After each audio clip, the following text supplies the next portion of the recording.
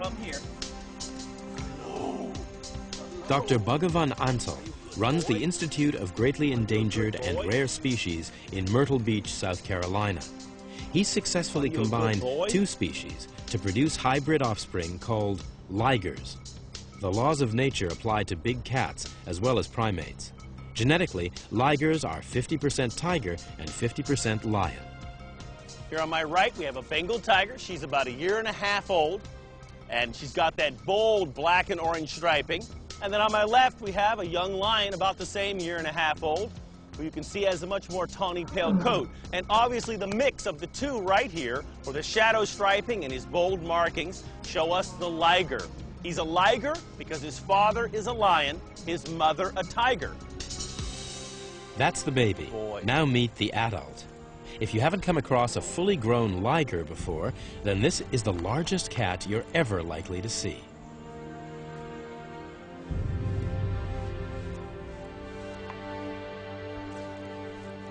Come here. Samson, hup, hup.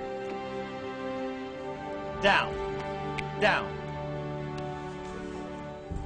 It's theorized that Ligers are this enormous size because the inhibitor growth gene exists in the female lion and in the male tiger. So when you switch around and you get a male lion breeding with a female tiger, creating the Liger, you get this gigantic size. Nothing tells it when to stop. In the wild, this enormous size wouldn't necessarily be of any advantage because it would require so much more food. Samson here can readily eat 25 pounds of food in a sitting, where an adult lion can subside on 7 to 10 pounds of food. The territories of a lion and tiger don't overlap in the wild. If a tiger did meet up with a pride of lions, it's more likely to end up in a fight than romance.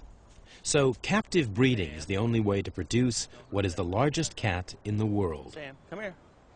There it is. Up, up, up, up, up, up, up. There it is. Up. Height, height. Get close to him. Ligers show traits common to both parents. Get close to him. For instance, tigers love to get wet, but lions can't stand the water.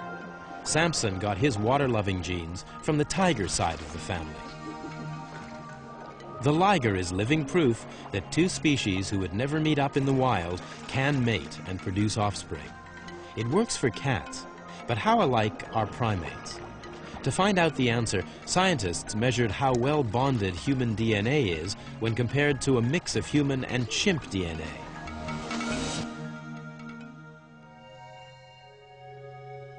If you take one strand of human DNA and heat it, the double helix splits into two separate single strands.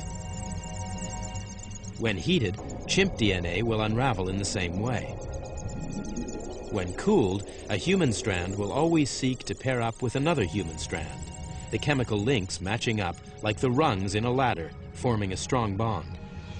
Swamping human DNA with chimp DNA will eventually see both strands pairing up, although the chemical bonds are not so strong.